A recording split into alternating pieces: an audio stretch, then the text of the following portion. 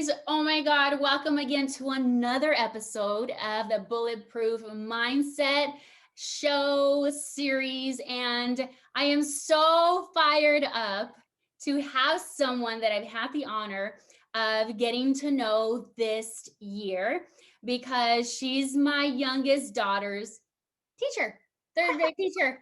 Amazing. Yes. So I had to have her on here, but I'm going to give you a quick little introduction of who she is. Yesenia Del Villar was born in Artesia, California. She is the eldest of three siblings. Her parents are both from Jerez, Zacatecas, and met in the States. She comes from a long line of people who do not give up, porque si se puede. She grew up hearing stories of her dad saying that he came to this country only knowing two words of English, literally two words of English. I work. I work. She grew up knowing she had to be an example for her younger siblings. Yesenia earned her BA in mathematics from the University of California, Riverside, with a minor in theater and did research in botany. She earned her multiple subject teaching credentials from Cal State Long Beach. She is a dual immersion teacher in her second year of teaching. So, Maestra Del Villar, I'm still going to call you Maestra because I'm very respectful and I can't call you anything else. So I'm going to call you Maestra Del Villar. I am so fired up to have you on here and for our listeners, our tribe, our community to hear you out. And before we dive into these questions on the topic of adjust, right, and adapt in this whole new world, right, I want to acknowledge you and share with you why I have chosen you to be part of this bulletproof mindset episode and show. First and foremost, I've had the honor of listening to you because my little youngest one won't let me be on the Zoom. She'd be like, Mom, move. And I'm like, I want to see Mom move, right? But I've had the honor of listening and really intentionally listening to how you have been teaching our kids, how you have been teaching my little one, and not just being on this whole Zoom, you really listen to them and care for them and really get into their mindset and emotions of having that growth mindset, especially in this whole system and educational system. I think there's something that lacks there of emotional intelligence. And I've been able to witness that from you. And I was like, I need to have her on here. And I keep telling Eva, I love your teacher. I love your teacher. I love her. And she's like, Mom, stop. So now that I have you on here, she was like, oh my God. But without further ado, hey, your shot, baby. And Hamilton, come on, yeah. So want to welcome, officially welcome you to the podcast, Bulletproof Mindset, baby. Welcome. Thank you so much. Maestra Del Villar. Woo, woo. Thank you. And thank you so much for what you said. That really warms my heart because especially during these times, that's really, I love that it's coming through the screen. That has been my thing that is so important to me. Like, do the kids feel it? Like, are they there with me, And so to hear that I've captured your attention as you're passing by is amazing. So thank you for sharing that. Yeah, you're welcome. I was like, she said growth mindset. She would. I was like, I have not heard that any teacher say that, but I appreciate you. And, I also come from a teaching background, although I did not finish my credential because my road, my life, my purpose kind of drove somewhere else. And I decided not to finish it because my purpose was something different. But when I was going through the whole credentialing program back a few years ago, it was always driven into us. Like, we need to understand our students, and how can we better understand our students if we ask them, like, where did you grow up? your parents, your core values, in order to understand their behaviors and who they are now, right? Yes. So take us back to memory lane for you. Growing up, how was it, your core values, and how did it lead you to your path now with this passion that you have for teaching? Whew. Well, this is going to really take us down a lane because just like the topic of today, adapt and change, or sorry, adapt and adjust, or what's the same thing? Adapt and change, adapt and adjust. Yeah. I think that my life has truly embodied that. So first, I grew up in sorry. I did kindergarten in LA, and then we came to Riverside, the Inland Empire, and I came to school here. This was in 1997 when we came over, and there were not a lot of kids at school that looked like me. And that was a big cultural shock because where I was in LA, all of the kids looked like me. And I came over here and, I was different. I had dark hair, and not just like on my head, but like all over my body. So I was bullied a lot in elementary school for the hair on my arms, for my eyebrows, you name it. I was bullied for all of that. And I felt for many years like I didn't really belong. It wasn't until in middle school, and actually high school was when I when I encountered more people again that looked like me. But in middle school, on really hot days, summer days, I would wear a sweater so that the kids wouldn't see my arms and wouldn't bully me. And that was, I think back now, and it's just how horrific, for kids to make me feel ashamed of who I am. Oof. Like, this is me.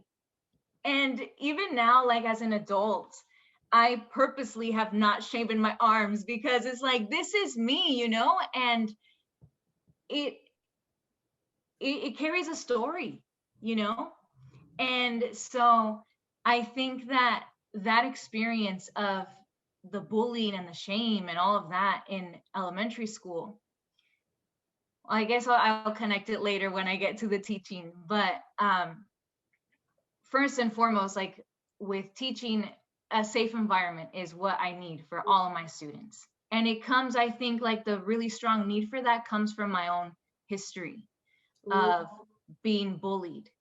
So I knew that as a teacher, I needed to create a safe space. So in high school, I started to be more, I guess, proud and not ashamed of who I was. Not that I was necessarily ashamed, but like I would wear sweaters to cover the hair on my body, So in high school, I definitely started to feel more comfortable in my own skin. And then I went to UC Riverside to do my bachelor's degree. And I actually started off as a biology major because I thought that I wanted to be a pediatrician. I've always known that I've loved working with kids. Always, always. Kids have always been so important to me. And so I thought that I wanted to be a pediatrician. And so I went in as a bio major. And after a few chemistry courses, I was like, no, bro, no. Done. This is not my track. And it was interesting because I was taking a math course and my professor told me, hey, you're doing really well in this class. You should consider being a math major. And if you had told high school Yesenia that she was going to be a math major, she would have laughed in your face because I enjoyed math, but never to the point of, studying it for 4 years. And, it's funny because I think that like that growth mindset and that goal setting started for me in high school, unknowingly, right? Because I really struggled with math in middle school. So when I went to high school in 9th grade, I had to retake Algebra 1 because I hadn't passed some state tests that they had us do. So I had to retake Algebra 1. And in 9th grade, the teacher that I had, Mr. Watt, he completely changed my math outlook and everything just clicked. So from that moment, I decided, you know what, I'm going to make it to the highest level of math that we have here at this high school, which was Calculus BC. And the only way that that was possible was going to be by taking summer school courses. So I did. I took Algebra 1 my freshman year, Geometry 10th grade, and then in the summer, I took Algebra 2, then I took Pre-Calc my junior year, took more summer school, Calculus AB, and then ended up in Calculus BC by my senior year. So in my 4 years, I was able to fit like 6 years of math. And it's crazy to think, like, why did you have that goal? Like, why? Yeah. You know? But it was just a challenge and something that I really wanted to be able to do. And so because of all of that math that I did when I was in like the beginning math courses at the college, I was doing great because I had all of this background. So my professor encouraged me to change my degree to math, and I did.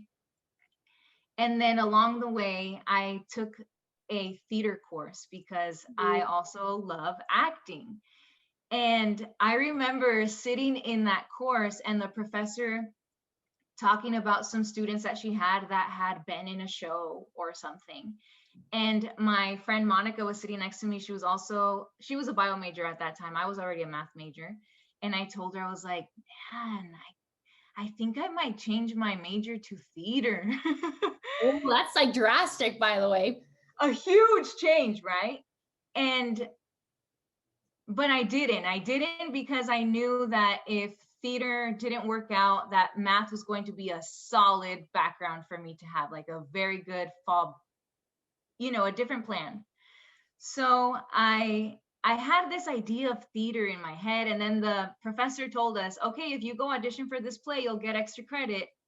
So I show up, of course, there's a bunch of theater majors, and I'm like one of the only science majors. I'm like, what am I even doing here, And so I audition, and then later that night, I get an email saying that I get called back. And I was like, what is happening? So then I go to this callback, and now you're auditioning in front of all the other people that auditioned. So it was very nerve-wracking. And you were auditioning in front of like more theater professors. And I ended up getting cast as a lead in one of the plays that they were casting for. So here I am, trying to do my math stuff and also being in a play. And I really learned that I loved theater. And then I kind of was like, oh, I'm not passionate about math. I'm not, but I'm going to do it just so that I have a strong degree to fall back on. And then eventually I got my minor in theater. And when I was close to graduating, my parents would ask me, well, what are you going to do after you're done? And I told them, I don't know. I have no idea what I want to do. I don't know if I want to go into engineering. I don't know if I want to go into teaching. I don't know. And my mom said, all I know is that you were the most happy when you were doing theater. And I was like, oh my gosh, she's right.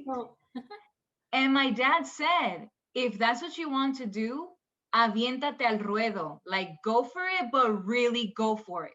Yep. And so with their blessing, after I graduated, I went out to LA and I did auditions, and to stay afloat financially, because the artist life is not an easy life. Nope. I became a substitute teacher for Los Angeles Unified.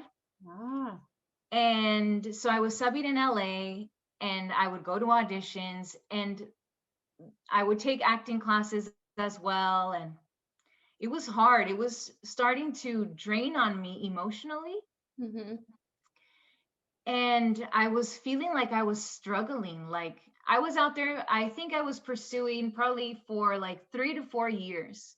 And people would always ask me, so when are you going to change your focus from acting? Because they made it seem like it was going nowhere. And I would always say, I don't know. Anything can happen. But eventually it started to drag on me mentally, and I felt like I wasn't going anywhere. And so one day this was in 2016, where I was like reaching my point of, gosh, I don't know what I want to do. I was really struggling. And so in 2017, I tried to change my mindset. I was like, okay, that was a rough year, but I know that when I was in college, I always, felt safe because you're working towards a goal. Yes. And I think that it's funny because since I studied math for so many years, when you do a math problem, you get to the end of the math problem and you solve it. I'm horrible with math. I don't know.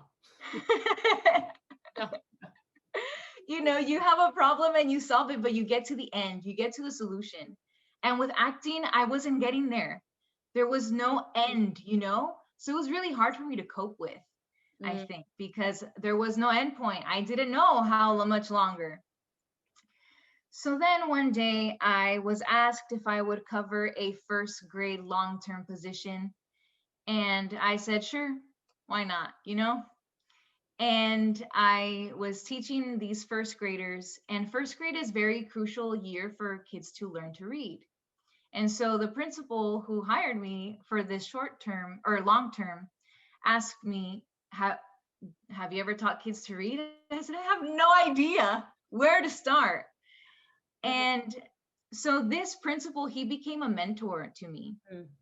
And it would just so happen that he also went to UC Riverside, and there was like that almost instant bond of like brotherhood from going to UCR.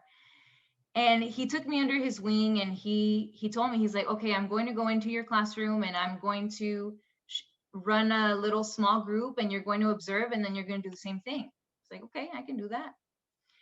And during this time when I was working with these kids was when I was trying to figure out what my next step in my life was going to be. And I had been long-term subbing for some time already, and I felt like I didn't want to be a teacher. It's like, I don't want to be a teacher. I've seen how stressful it is to be a teacher. I know all the hours that teachers put in. And I said, I know I want to go back to college this year. I don't think I want to be a teacher. I'll probably do maybe like school psych or something like that.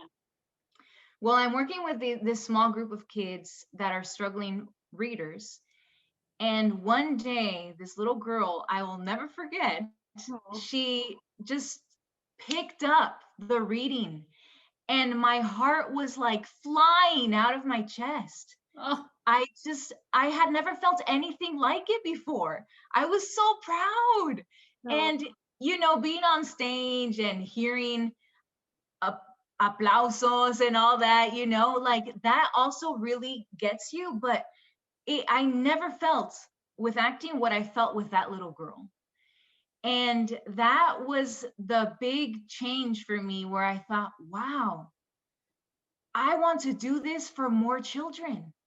I want to be able to make more kids have this aha moment and be successful little readers. It just felt amazing. And even now, like I still remember that classroom and being there with her, And that principal, in a meeting one day, a staff meeting, he is the one who introduced me to the idea of a growth mindset. Ooh, okay.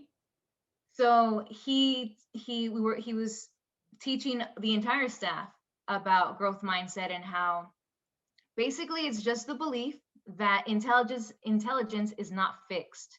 Through perseverance and hard work, you can do anything you want. Yes. Like, you really just have to work hard. And also he brought up the power of yet. And that was just a very interesting, it really fit with my personality, that this philosophy that he was sharing with us. And I was like, wow, that is so cool. So fast forward a little bit, that year I applied to the Cal State Long Beach credential program, and I start right away that fall. And of course, in my courses, they start talking to us about growth mindset and versus a fixed mindset. And then we also learned about the Pygmalion effect. Have you ever heard of that one before? I don't think I have. Maybe after I explain it, you'll probably be like, yeah. Yes, I know. I just didn't remember. Because you know what? Talking about that growth mindset and all that you're talking about, I don't remember going through any courses when I was going through my credentialing program, because I went through grad school with that. But I don't recall anything on growth mindset. And they were starting the dual immersion program at Seoul Elementary in Orange County when I was beginning. And I was like, dual immersion, this is awesome. Like when I had kids, they're going to be in it. But I don't remember any of that. Yeah. You know, it's crazy how it's evolved. Yes. It's definitely a newer philosophy. Yeah. So this Rosenthal and the Pygmalion effect, it's the Rosenthal effect, the same thing, two names. Basically, it means that if you set a high expectation to a child, they will reach it. And so that connected with growth mindset was so interesting to me. And it reminded me of that little girl that I worked with, because I had very high expectations for her, even though she was struggling. Yes. But because I had high expectations for her, I was providing the support that I knew she needed to achieve that. And so growth mindset with this high expectations, oh my gosh, it's like the best recipe. Because if we set low expectations to a child, that's all they're going to reach. They are so capable of reaching whatever you give them, whatever expectation, because you are giving them that support. So as a teacher, for me, it is super important to have a safe environment where everybody feels welcome and everybody feels like they belong, especially because of my experience as a child. And I've even had, heart-to-heart moments with my students where one time we did have a problem of bullying, and it just so happened to be about the similar thing, hair on your arms. And it was a little girl who had been called hairy. And so I started talking to my students about bullying, and I had a very vulnerable moment with them. And I started crying in front of the kids. And I said, do you think that anybody has the right to make somebody feel the way that, look, I'm 29 years old and I still look at how it affects me. Do you want to do that to other kids? Oh man, that was such a powerful moment. Oh my gosh, it was so good. It was so good. And because of, the experiences and wanting to make sure that all the kids belong. And I think just sharing that with your students and being vulnerable, you're being that role model for them to say, hey, it's okay to feel. It's okay to have emotions, and it's okay to talk about them and learn from them and move on and move forward. And it's true, like we're talking about, I think there's just a lack in the education system where we go to school and we get taught all this great stuff, right? History, math, all that cool stuff, but they never teach us about the growth mindset. We don't get taught about emotional intelligence. We don't get taught about rejection and how to handle it and how to cope with it. We don't get taught how to accept a no or breakups. I mean, you name it. Yeah. And the fact that you're doing that and still educating and teaching the kids the way that they need to be taught, obviously, because there's standards that you guys have to follow. But I see it and it shines through. I could see your heart. I could hear it, and it's awesome to be able to see my little one grow tremendously because of what you've done and what you're continuing to do. I'll share this. So I admire just how you speak to them. Literally, if I could sit down in the class, if Eva would let me, I would like be right next to her, but she hates it. She's like, stop. Literally, she's like, hi, right? But so there was one incident, you have them do a flip grid, right? And I'll have you explain what the flip grid is, but she has them do this flip grid. You can either respond to a student and it's they're live and they do a little video for them and tells them, what they liked about a particular thing that they did or responding back to Maestra del Villar. And I was watching Eva, and she was just having a really difficult time. She was getting so frustrated. As you know, so many kids, right? They get frustrated and emotions, and they get angry because they can't work with the computer, and as the adults too, right? But you can only imagine a child. Mm-hmm. So I'm like watching her and observing her, and she's just like, I can't, Mom, I can't. It's coming out wrong, and I don't like this. And she would stop and pause, right? So I said, have you seen Mom when I do my podcast and I'm doing my videos? Sometimes I mess up, and it's okay to mess up. People need to see that. It's not going to be perfect. I said, so take a deep breath. Think about what you're going to talk about already, because you know it. You did it. Mm-hmm. And then just roll with it. And if you don't say it right, it's okay. We make mistakes and we learn, and then we go back, right? So she did it. Perfect. Awesome. And then she jumps into the Zoom with you guys, with you, right? And it's crazy. The first thing you talked about, you said, kids, do you guys like doing the flip grid? Do you guys like, talk to me? Like, you really had them like have a conversation about something that was very uncomfortable for most of the kids, right? And I think one young lady, she said, yeah, I don't like it because I have to redo it so many times and I mess up. And you said, it's okay to mess up. I was like in the kitchen, I was like, yes, yes, what she said, it's okay, mess up. And then you learn. I was like, yes, yes, what she said. Because you're teaching that in life, nothing's going to be perfect. It's not. And I think with this whole pandemic and with the children, the kids and teachers, you guys, right? Learning a whole new system and adapting and adjusting in a good, positive way, and still providing that safe environment through social interaction, right? So how have you been able to do that? Because you just capture them. What was your mindset with this? How did you adjust and adapt in a good, positive way? Because you shine through every day. Thank you. In the classrooms. You seriously do. Like legit. And I hear her, guys. I do. I'm like washing dishes and I'm like, I love it. Yeah. I'm biased, but yeah. Oh, man.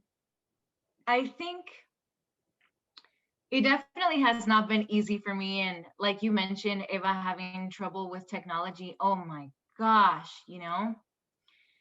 But for me, it all comes back to my purpose of why do I do this? And I do this for the children, And I think one thing that I took from my acting days is to read the crowd. Ooh. And it is so important as a teacher to be able to read the crowd. And yeah. And I gotta tell you, some days it's hard. It's really rough. Countless nights or even days of like mental breakdowns for me, because I just want to give the kids so much, and I feel sometimes like my hands are tied with what I can do, because they're looking at me through a screen. And I feel like I really do have to put on that hat of an entertainer, because I am competing with so many things that are surrounding their environment when they're with me on Zoom. So I have to really talk to my peers about how we can be creative, or I get ideas from Instagram or from wherever to make sure that it's engaging and that the kids are having fun. Honestly, for me, that safe environment is more important than anything.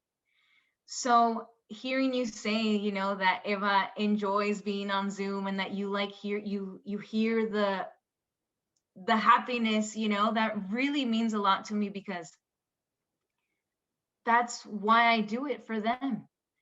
And this year, honestly, I don't know if I should even admit this, but I Say, had a moment. say I it. had a moment of a breakdown, and I told my fiance, I was like, I want to quit. Like, it was that low of a moment for me. And he told me, he's super supportive and loving. He's like, come on, you're such a good teacher.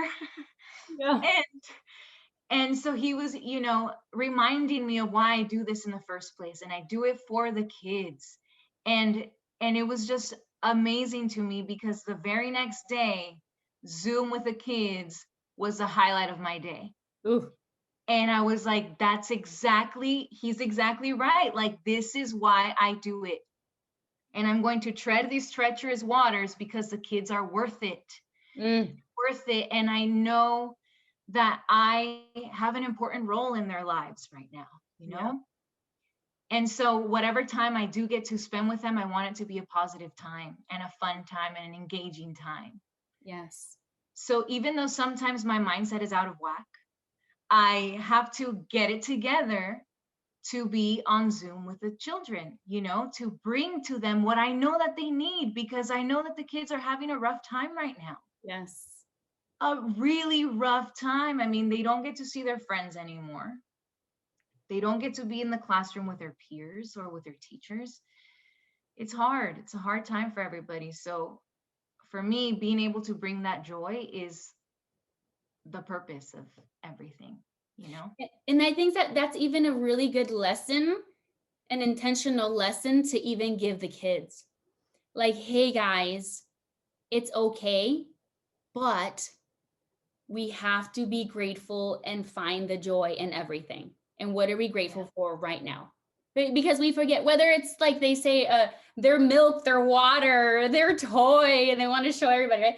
But we're teaching them how to change that perspective, that when we are in a funk, what are we grateful for? And like for you, having that breakdown, I always say we need to have those breakdowns to have those breakthroughs, right? And then you were reminded, one, you had an amazing support team right next to you, which is huge. That reminded you of, hey, that's your purpose. Yeah. And that's going to drive you. So yes, it's okay. Have that breakdown. And tomorrow is going to be freaking amazing. And then you're able to shine. And I think we need to see a lot more of that. People need to do that. It's okay. And then shine through with it. What is something that you constantly tell the kids and you remind them that you want them to always take away after every Zoom meeting? What is that goal for you? Because sometimes maybe you never know their household, if it's a good positive environment, or how they slept, if they ate okay, or whatever it is, right? What is that purpose for you, and how do you instill that good positive mindset for them when they come and see you? I think that so with this whole growth mindset and all of that, with my very first class, we created the chant, the tiburon chant that you probably hear all the time. Yes. And yes. So at the very beginning of every Zoom, we have 4 kids who lead the chant. One kid who says tiburones, another child who says go beach, because we represent Cal State Long Beach, another child that says never give up, and at the end we finish it with si se puede. So it's tiburones, go beach, and then repeat tiburones, never give up, and si se puede. And we start every Zoom with that. And if I forget, the kids remind me, hey, maestra, no hicimos la porra. You forgot the chant. Can we do the chant? And I think that at first I thought, I don't know if the kids are really going to be into it, because they're, through the screen. Yeah. But they're so into it. They really love this cheer. And I think that it's so important to give them that reminder every time we start. Never give up. Sometimes it's going to get hard, but don't give up. Si se puede. Yeah. Those positive affirmations. Yep. And you talked about it, about, your dad. Yeah. Not giving up. Yep. And I feel like you have brought that into every single aspect of your life, every stage. No pun intended with theater, right? But every stage a little bit.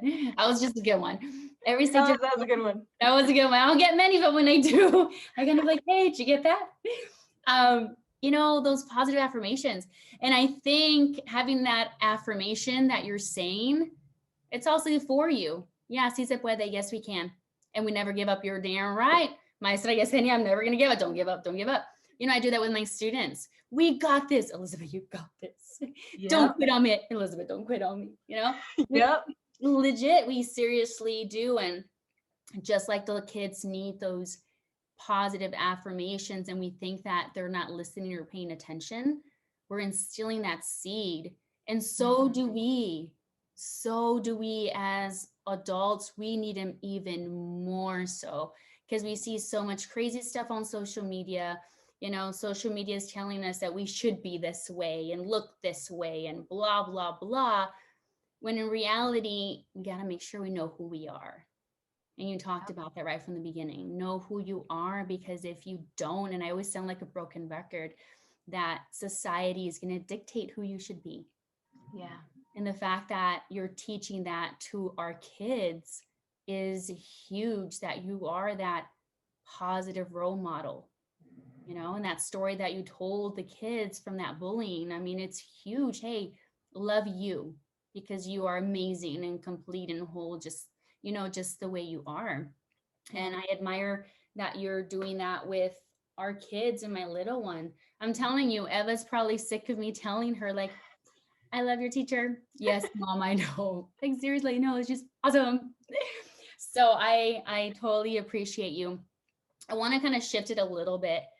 For us parents, I know it's been difficult with some parents that probably don't know too much of the technology and that they're having even difficulty with it or probably understand a little bit more of it.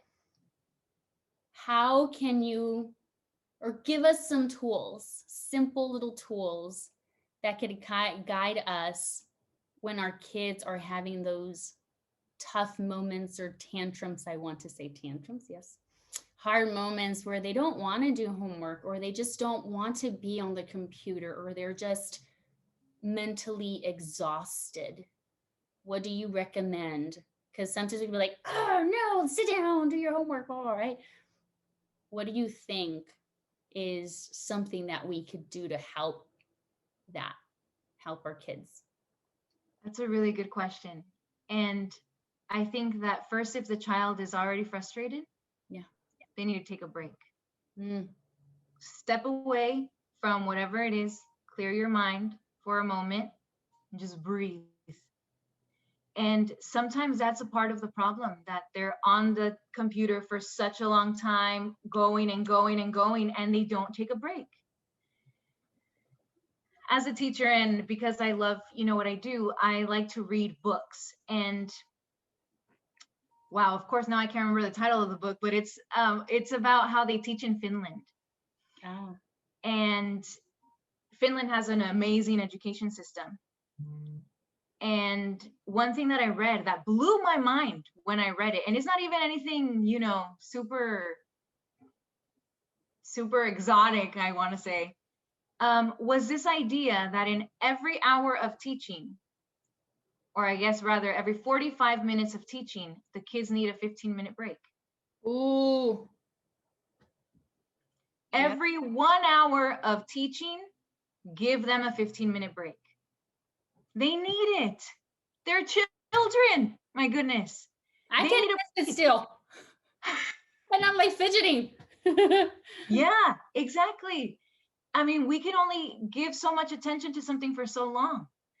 And when after the break, after they kind of just take a deep breath, just reminding them about the growth mindset and about how it's okay if you're struggling. It's okay. And for me, one thing that I said a lot to parents during parent conference was like, if your child needs to just have a conversation with me, like just to talk about how they feel, I'm here, because sometimes they just need to be reminded of how much they can bring to the table. Because just like, me and, us, when we feel we have those breakdowns, and we just need that little, like, hey, it's okay, and Yeah. you're awesome, and you can do this. Yes. So I think definitely a break, and then some kind of reminder of, hey, it's okay that you're struggling, but you can do this. You Yeah. can do this. Yeah. I love it. And even, you know what? I'm gonna tap into that a little bit more too. That even us adults, we can't sit down for a long time. We get, mentally exhausted sitting down and looking at a computer, or even when we're doing things around the house, like stop for a little bit, taking that same advice for us and just take a deep breath. We forget just to breathe. That if we take like a minute or 2 minutes just to like inhale and exhale out, like that even feels better, right? Of just meditating and breathing, and then just getting back to it, because then we can think clearly and have that clarity. You're right. I did that with Eva way at the beginning. She was just about to have like a meltdown, and I was like, holy sweet Jesus, mother of God, mother of Jesus, like, what do I do? So all these things in my head didn't say out. So I told her, okay, you need to close the computer. No, but I gotta do this. No. Close it. So I had her close the computer. I sat on the couch and I put like meditation music, like background music. And I literally just like massaged her head and did breath work, breathing work. That's all, guys. That's all I literally did.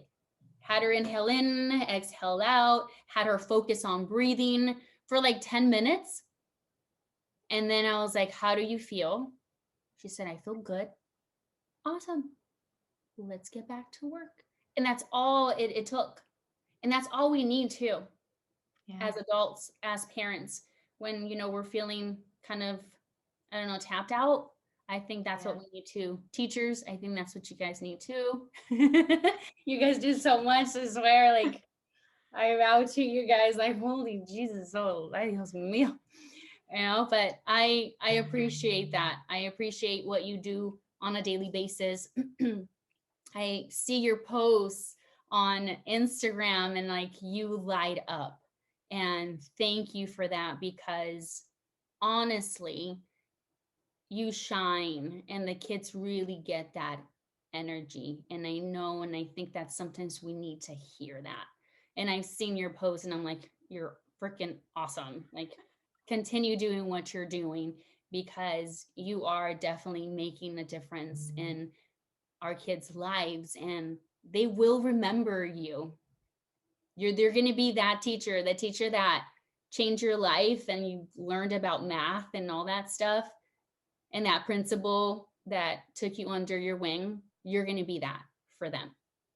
So continue that. And this is already going to be recorded, so go back and listen to it. Okay, just kidding. You were like, where's my reminder? Let me see what the podcast Elizabeth did. But I appreciate that, really, I really do.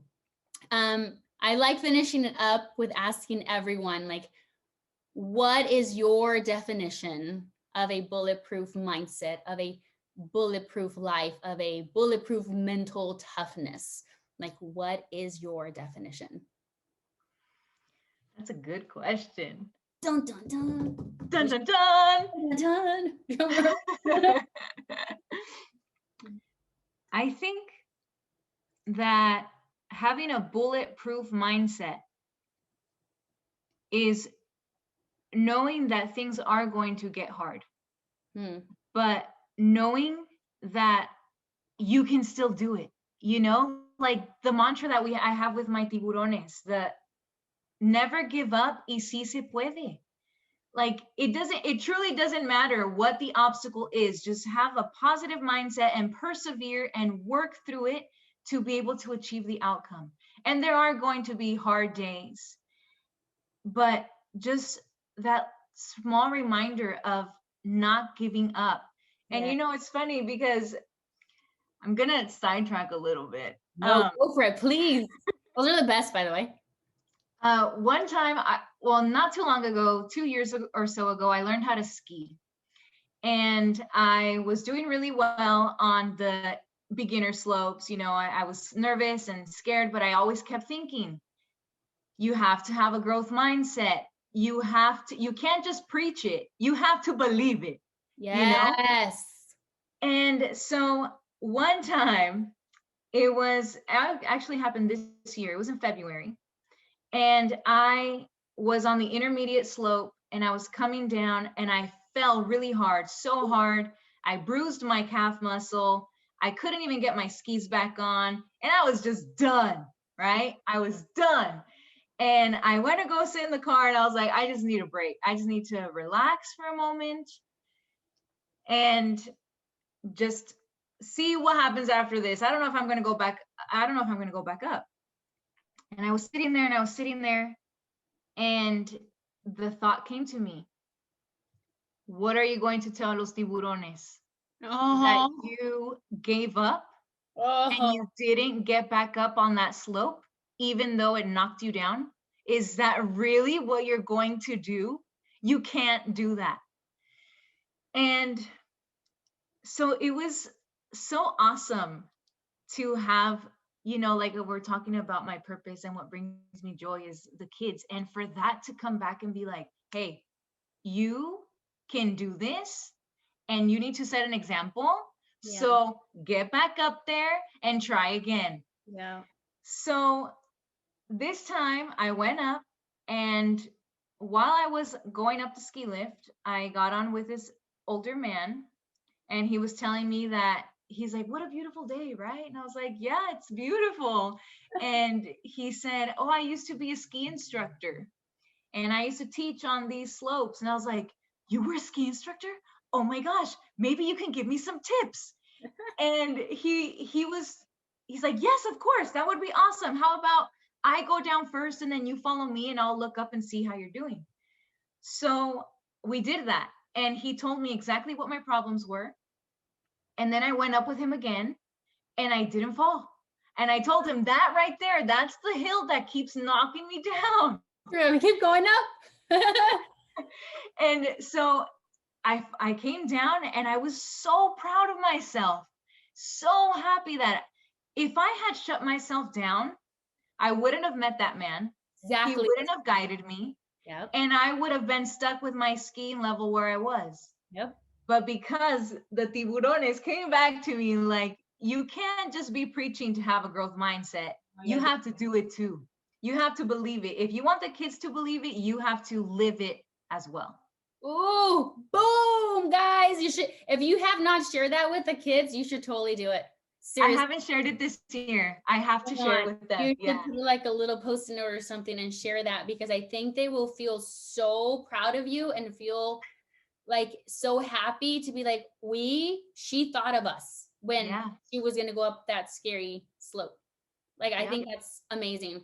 Again, thank you so much for being on here with us today. And I know that our community, our tribe listening here, it has taken in that heart, your heart, and just shining through. And I know they got some really, really good tools that they can put in with their kids and also with themselves. And again, continue doing what you're doing, because you are making a difference. And like my band says upside down, but it says impact, baby. You're making an impact in this world. Again, guys, continue listening, listen to the podcast, share it, tag me. I want to know who I'm inspiring. I want to know whose life I am changing. And this podcast is for you guys. So if you don't tell me, I don't know. So make sure you do tag us on here. Again, if no one has told you that you guys are amazing, that you're a badass, that you matter, and that you're making a difference in this world, I'm telling you that you are. So keep at it. Want to leave you with this quote. And actually, this is your favorite quote.